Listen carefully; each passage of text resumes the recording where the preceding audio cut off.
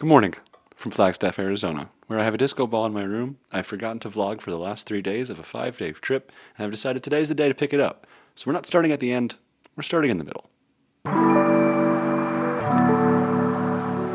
For those of you that don't know, I've been doing photo work on a different account that mostly started as film photos, and now it's a lot of people photos. And I travel to fun places that have incredible aesthetic, and we put cool outfits in there and take some photos. We started in Phoenix. We ended up in Sedona, we went to Flagstaff, and now I'm on my way to Las Vegas, Nevada, where I'll be shooting all day here, and then I go into the desert and shoot Joshua Tree and keep burning rolls and rolls of film, because that's what you do in a poor economy. George, what cameras did you bring? I have my Canon T90, my Fuji X-H2, my Fuji X-H2S. We'll check in when I get bored on Route 66 and want to take a moment to talk about what the hell I'm doing in the desert for a week.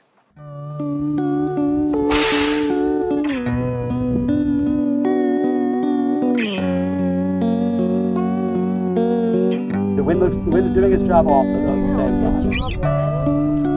though. Good afternoon from Cayman, Arizona, the heart of Route 66, or it says many times here in this visitor center. You can drive your motorcycle through the Route 66 sign and get your journey started.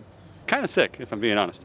This is a great place to test the T90, as I think signs are the second best option to test a camera on. If there's no people that you know and want to take pictures of, I don't really feel like asking strangers, hey, can I test my new film camera? So we're gonna do this instead. I'd probably look like a reporter. Coming to you live.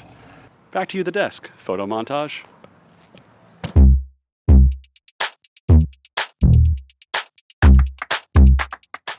The next stop on our list of places you can take the T90 to is Red Rock Canyon, because when you can't take pictures of signs, you can take pictures of rocks that are backlit and look nice and have, good colors, good range of colors here to see how this camera performs. At this point, you've probably already seen photos and are agreeing with me in that the camera is pretty good. I am surprised, but I'm happy because I'm here and I brought a camera that I hadn't tested before a trip, and it was a little bit risky, but we got plenty of other signs that we can shoot. So we'll get back to that, because if you know where this park is, you know what city I'm near.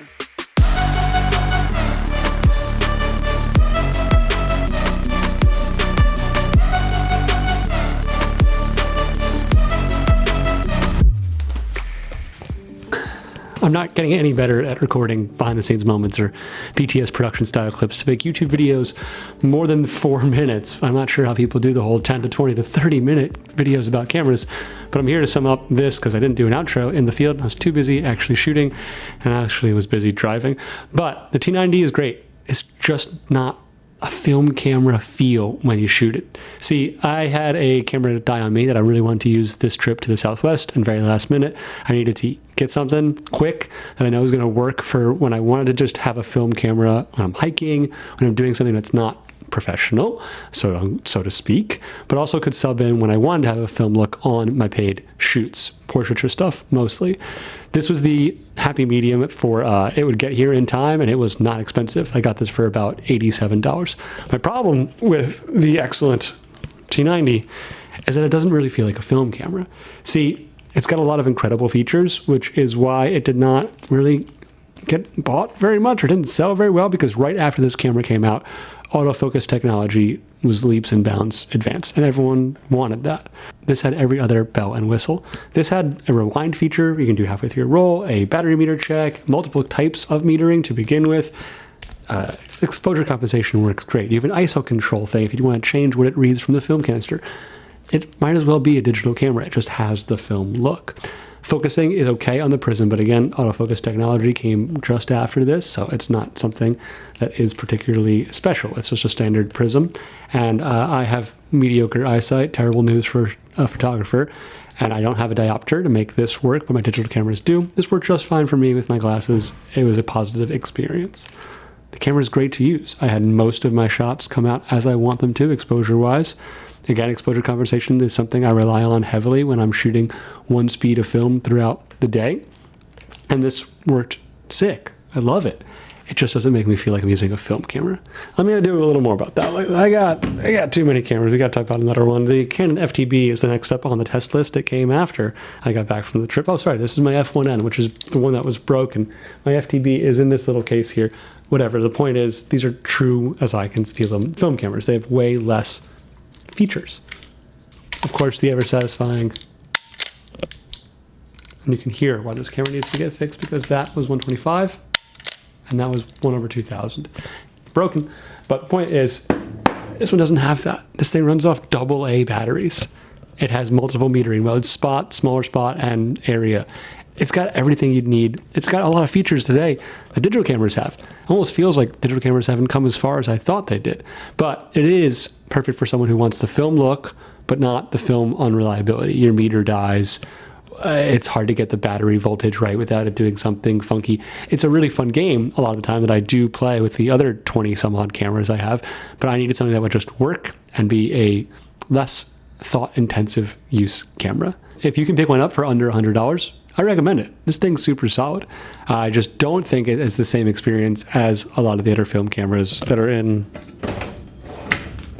this drawer, like my cute little point and shoot MCs or my Infinity Juniors. Just all the point and shoots live, and the FTB will be the next one tested, and will also then hopefully live in that case if it passes its checks.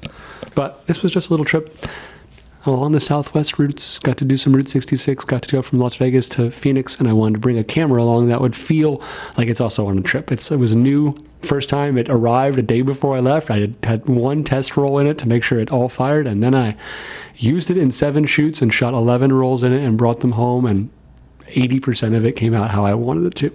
That's a pretty good review these days, especially off of an eBay camera, which I barely trust anymore. I don't have any sort of outro anymore. I do this stuff just for me infrequently. I didn't see any other T90 videos or enough T90 videos with real examples in them of the photography taken with the camera, so I wanted to include that and make it searchable for you all on YouTube.